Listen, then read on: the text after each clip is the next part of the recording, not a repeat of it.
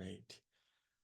Charles, thank you so much for being here to talk about your book, Supercommunicators. We haven't spoken, I don't think, since the book came out. We spoke a lot in Yeah. advance, but it's just exciting to have you here. Thank you so much. Well, thank you. Thank you for having me. And congratulations to Essential Partners and to you. 35 years is a massive accomplishment. And hopefully the nation shows that it's better for it. We hope so. Thank you. And your book, I mean, this moment, I'd love to know, you write about it in the book, but what drew you to this? And almost more importantly, why did we need this book now? Yeah, I think probably many of the same things that led to the creation of Essential Partners so long ago, right? That as a reporter, I was previously a reporter at the New York Times. I'm now at the New Yorker magazine. And one of the things that struck me were these two lessons. The first is that our nation, in many ways, is fantastic at having difficult conversations, right? I think about the Constitutional Convention when these people came together who basically hated each other and they fought for month after month after month and managed to write a constitution together. And the periods that I think we're most proud of are when, not when we all agree with each other, but when we come together despite our disagreements and find a way to move forward. And I felt like over the last decade that we had forgotten some of the principles of how to do that, right? That much of the work that I'm sure you see every single day is was having less of a spread, less of an embrace, less of a part of our conversation than I thought it should be. And particularly as a journalist, I think we play a very similar role to what the role that you and Essential Partners plays in trying to cultivate and craft conversations that help us become our best selves. And so that's why I wrote the book. Oh, I love that. It struck me the sort of the idea of crafting or of creating an environment for it.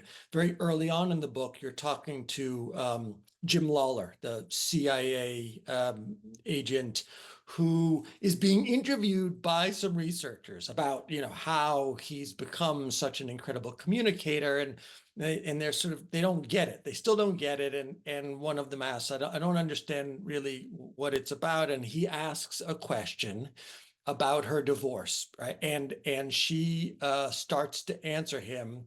And then he stops her and says, well, I don't really need the answer, but what I want to express is that there is something we've created here, an environment for communication that invited you to want to share in that way. And that's so Yeah. aligned with our work, this sort of creating an environment that invites people into a different kind of conversation. I'd love to hear more about that Yeah. idea No, that you I love that. I love that. And I think you're exactly right. And it's interesting. One of the big things from the last decade, and I'm sure you're familiar with this, is neuroscientists have been able to see what happens inside our brains when we have a meaningful conversation, when we really understand someone and they understand us. And what they found is that our bodies and brains start to match each other, right? Our Without us realizing it, our heart rates become similar. Our breath patterns become similar. The dilation of our pupils becomes similar. And more importantly, the neural activity within our brain starts to look more and more alike. We start to think alike, Mhm. which actually makes sense when you think about it. Because if I tell you about something I'm feeling, you kind of feel it a little bit. Right. But it turns out that this neural entrainment, this simultaneity in thinking, this is at the core of communication. Mhm. This is that moment that you mentioned when I feel like I can trust you, I can be open with you. And what we've discovered is that because communication is so important to Homo sapiens, to how we evolved, our brain loves this entrainment. Our brain craves this entrainment. It's why we feel so good after a good conversation, even if it's a conversation with someone we disagree with, but we feel listened to and we feel like we actually heard them. We feel amazing afterwards. And I think Mhm. the more that we teach people to crave and seek that response, and the more we create the environments as you do and your work does to make that kind of entrainment easier, the more we're genuinely making people happier and Mhm. I think making the world a happier place.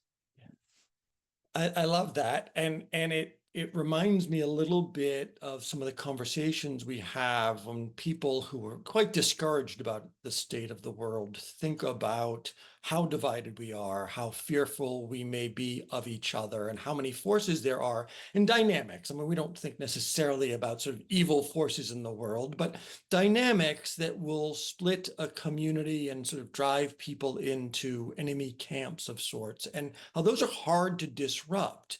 But part of disrupting that is by energizing this desire that you're talking about to connect, right? That's a Yeah. sort of a deep desire that we have. I'd love to hear more Well, can about I it. ask you a question on that? Yeah. When you find folks who are entrenched in polarization, they come from warring factions, they come from political parties that have built their identity in part in opposition to the other.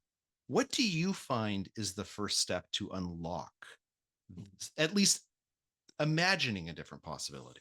Right, right. And I love the fact that you said that part of their identity is actually built on being an enemy of the other. That's sort of a one of those places of division that you sort of recognize that that's something that needs to shift. But it actually goes right back to what you write about in your book. It's about somebody deeply being listened to. We have an exercise that we've developed called listening for trust and understanding. And when a person can't get to the place where they could even walk into the room with somebody from the other side or from the other sides, we as facilitators act somewhat like a surrogate. Like, okay, I'll get into the room with you. I'm going to ask you questions. I'm going to listen to you deeply. And I'm going to ask you to tell your story. I'm going to reflect it back, all the things that you wrote about in the book. And over time, the act of being listened to, the act of telling your story, the act of imagining what they might be curious about, is one of the questions we ask. Well, if you could ask a question of the other side and they were to answer it honestly, what would you want to know? What do you wish they would ask you? Right? These are sets of questions. And we are like sort of surrogate conversationalists. At the Yeah. end of that exercise, almost universally, people say to me, can we do this with the other side? Can you set this up? And I say, well, I thought I heard you say that you didn't think it was valuable, you didn't want to. Well, if this is what it's going to be like, that's different, right? Yeah. And I that's and I think that gets to a huge part of this, right? That particularly now, the anticipatory anxiety of a charged conversation can really ward us off. And Nick Eppley, who's a professor at the University of Chicago, he's written a lot about how our expectations for how a conversation will go are completely different from what our lived experience of that conversation is. We always assume it's going to be more awkward than it actually is. yeah, We're going to assume that if we disagree with someone, we're going to like them less than we end up liking them. We assume that we're going to have less of a good time, but of course, after a good conversation, everyone feels like, oh, I'm so glad I had that conversation. And I think that part of what I love about the exercise you mentioned and when we spoke and I learned about your work and the work you guys are doing is that it focuses on process. yeah, And I think oftentimes it's really easy for us to get into this mindset where we say, okay, I'm going to have this hard conversation. Here's what I want to say. Here's the content that I want to get across. But of course, you guys know, and you help others learn that if I get the process right, oftentimes that content sort of flows out easily on its own. right. But when I'm not focused on the process, when I'm not focused on proving to you that I'm listening, proving to you that I want to understand, trying to show you that I'm actually thinking about what you said, when I don't focus on that process, that's when suddenly you get these competing monologues. Yeah, And yeah. and it's no wonder that people walk away from this frustrated. Right, right. I love this idea of sort of the expectation being worse than the reality. And one of the things we emphasize in our work is the preparation. And I often say people are preparing for a conversation whether you work with them or not. They're preparing Yeah. all of their arguments, they're preparing their quick comebacks, they're preparing to be defensive. And our work is to actually help them prepare, for curiosity, prepare for deep listening, prepare for the conversation that they want to have. And you actually write this about in the book about people writing their purpose before a conversation. Share about that. Yeah, this is a great study. It's actually unpublished, these two researchers, they went into this, essentially it's like an investment bank. And it's exactly what you think, like the most like competitive place on earth, right? There's all these people who they're fighting for deals with each other, they're fighting for their bonuses with each other. It's always a zero-sum game, and fights would happen all the time in this place, like not just arguments, like literal fist fights, people pushing each other, right? It was just a very, very aggressive environment, and so much so that it was damaging the company really significantly. And so these researchers came in and they said, okay, we want to do an experiment. We're just going to do we're going to ask people to do two things before a meeting. Write down what your goal is, like what you hope to accomplish in this meeting, and then write down what you think the other person's goal is in this meeting. Yeah. So they did this. It takes like 10 or 15 seconds, right? But for a whole week, everyone would take out a little piece of paper, write these down. Then they would usually shove it into their pocket, and they would never mention it. They wouldn't share with others what it was. But the incidence of conflict went down by something like 70%. It's incredible. And I think the reason why is because, we have, when we're having a discussion, we have different kinds of conversations. We're having a practical conversation and a social conversation and an emotional conversation. And when we get tripped up is when we think we're discussing something practically, but we're responding emotionally. Or when this person is sharing their feelings with me and I'm treating it like a problem to be solved rather than something to empathize with. And I think when we sit down and we identify what our goals are and what others' goals are, it just forces us to pay a little bit more attention and to say, Jim is complaining. I know that Jim wants to get a budget and I want to get a budget out of this meeting. He's really upset right now. I think it's not because he disagrees with me on the budget. He's worried that we'll have to lay people off. Yeah. Right. Yeah. He's in a little bit of an emotional mindset, and we should have that conversation. We should have that emotional conversation. We should match each other. And I think it just makes all the difference just to think a little bit more about what's happening in a conversation. That's great. You wrote a whole chapter about Essential Partners' work on the gun dialogues, and I have been in a little bit of touch with some of the people that were part of that, but it was great to hear some of the story that I'd never heard before. I'm just wondering sort of what your big takeaway was from your research about the work we had done around the conversations on guns. Yeah, it was interesting. So everyone I spoke to who participated in the event in Washington, D.C., the one that you guys came in and ran, they all reflected this sort of sense of wonder, again, because their expectations were so different from what their experience was, that they had come in. And for folks who don't know, what happened is that there was a group of gun rights advocates who were brought together, people who support the Second Amendment, and a group of people who were gun control activists, people who had in some cases had experienced school shootings themselves. And everyone was invited to this. They all agreed to show up. And everyone I talked to said, I figured I was either going to have the worst time of my life, or it was just going to be a whole weekend of fighting, or, if nothing else, I'd be able to like practice some of my attacks and get them ready for when we're on TV together, or, out in the streets. And instead they came and they had the experience that you and your colleagues crafted. And the experience very much focused on talking about people's own experiences, talking about why they felt a certain way about guns, rather than trying to trade statistics and facts. And as a result, everyone walked away telling me that they felt so much closer to someone on the other side of this issue. Now, what they didn't say is I changed my mind. Right. And that's okay, right? Because that wasn't the goal. The goal was not to convince anyone that the other side is right. The goal is to see if you can have a conversation, a dialogue where you both walk away richer and smarter for the exchange. Yeah. And people just loved it. Now, as you know, what's interesting is, and I don't think you guys were as involved in this part of it, after the experience in Washington, D.C., people went home, and the organizers of the overall project set up a private Facebook group for people to continue the conversation. And they invited new people in who hadn't gotten the training you guys had provided. And everything like fell apart within minutes. Like within 40 minutes, people were calling each other jackbooted Nazis online. And what that suggests to me, and they ended up doing a good job of teaching those same techniques that you guys had taught in person, of changing the tone of the conversation. But what it really drove home for me is the skills the skills that Essential Partners taught those folks, the skills that are at the core of the book and that are so important for all of us, they are fungible skills. They are skills that we can take into different environments, into different types of communication, into different settings. But we have to think about what is the skill itself, right? What is the thing that I'm doing? Instead of relying on my intuition, saying, okay, if I'm online, how does that change how I have to prove to someone that I'm listening to them? Right. But it makes all the difference once we do. Yeah. No, that's lovely. There's a moment in the chapter when you talk about a sort of back channeling that two people do, very different sides of the gun dialogue. Yeah.